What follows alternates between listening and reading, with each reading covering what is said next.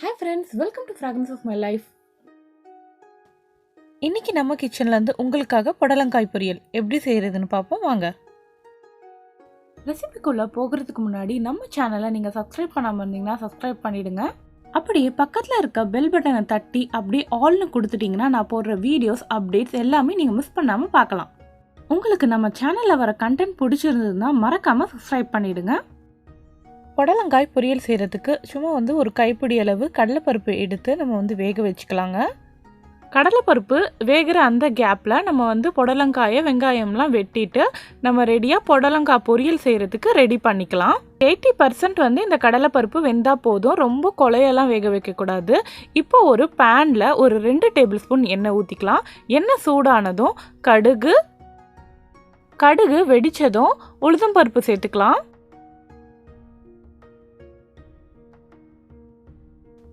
ஒரு கொத்து கருவேப்பிலை, ஒரு மீடியம் சைஸ் வெங்காயம்,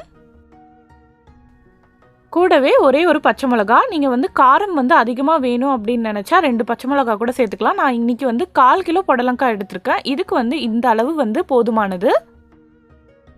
வெங்காயமும் பச்சை மிளகாவும் சேர்த்ததுக்கு அப்புறமா ஒரு 1லேருந்து 2 நிமிஷம் போல் வதக்கிக்கோங்க.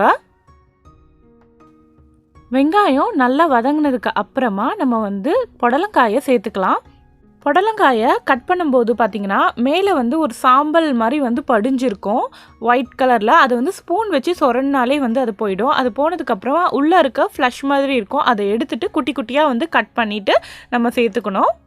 புடலங்காயை வெங்காயத்தோடு சேர்த்து நல்லா வதக்கிக்கலாங்க. இது நீர்க்காய் தான். இதில் இருக்கிற அந்த ஈரத்தன்மையே இது வேகிறதுக்கு கரெக்டாக இருக்கும். நம்ம எக்ஸ்ட்ராவாக தண்ணி தெளிக்க தேவையில்லை. ஒரு 1/4 டீஸ்பூன் மஞ்சள் தூள் சேர்த்துக்கலாம்.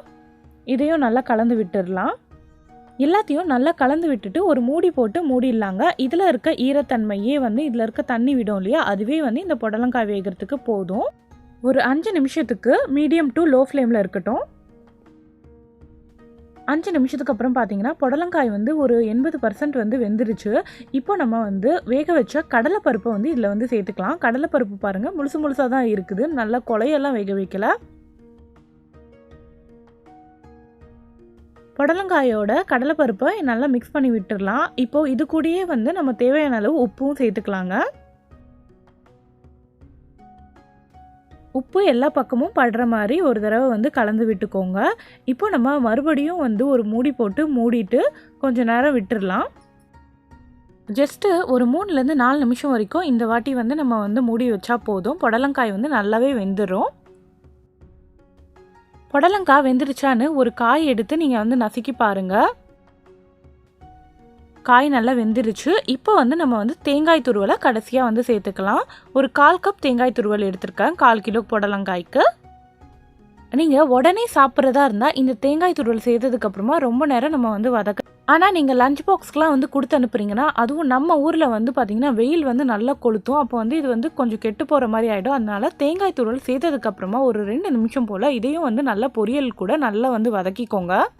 புடலங்காய் பொரியல் ரெடி ஆகிடுச்சு. இந்த புடலங்காயில் பார்த்திங்கன்னா விட்டமின் ஏ, பி, சிலாம் ரொம்ப அதிகமாக இருக்குது. அதுவும் மட்டும் இல்லாமல் அயன், கால்சியம், மெக்னீசியம், அயோடின், பொட்டாசியம்னு இதில் எல்லாமே இருக்குது. குழந்தைங்களுக்கு வாரத்துக்கு ஒரு முறையாவது இந்த பொரியல் செஞ்சு கொடுங்க. இந்த புடலங்காய் பொரியல் உங்களுக்கு பிடிச்சிருந்ததுன்னா லைக் பண்ணிவிடுங்க. செஞ்சு பார்த்துட்டு எப்படி இருக்குன்னு கமெண்ட்ஸில் சொல்லுங்கள். நம்ம சேனலை இன்னும் சப்ஸ்கிரைப் பண்ணலன்னா மறக்காமல் சப்ஸ்கிரைப் பண்ணிவிடுங்க. உங்கள் ஃப்ரெண்ட்ஸ் கூடலாம் இந்த ரெசிபியை ஷேர் பண்ணிவிடுங்க. தேங்க்யூ.